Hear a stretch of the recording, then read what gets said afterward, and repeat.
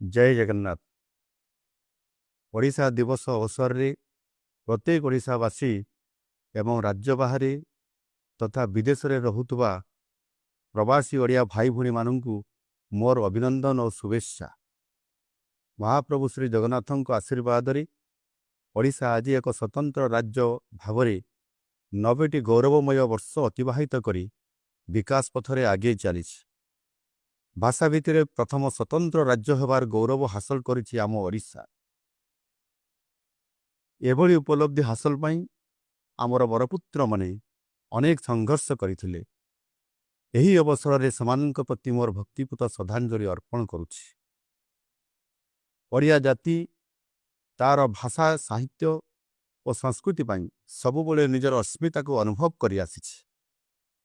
जगन्नाथंकर भक्ति रे ओडिसी संगीतर रागरे एवं ओडिसी संबलपुरी और विभिन्न आदिवासी नृत्यर छंदरे ओडिया जाति निजर परिचय को उज्जवल करि आसिछि।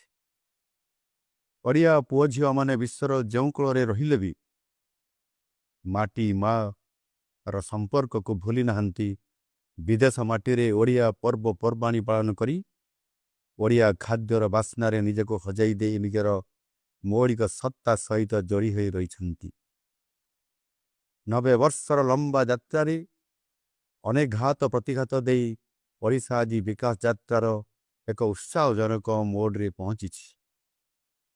एक नुआ आशा नुआ भरोसा और विश्वासर सहित एक नुआ इतिहास लिखा अग्रसर होइछि। आगामी 10 वर्ष स्वतंत्र ओडिशा तार 100 वर्ष पूरण करिवो।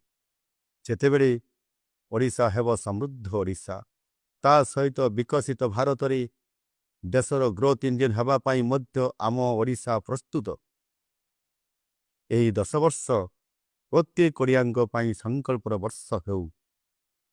आसंतु आमे समस्ते प्रत्येक ओडिया जोंठी रहिले भी समृद्ध ओडिशा गठनर लक्ष्य पूरण पाई प्रतिबद्ध होई काम करि चलिबा। वंदे उत्कल जननी। ढेंकानाल भए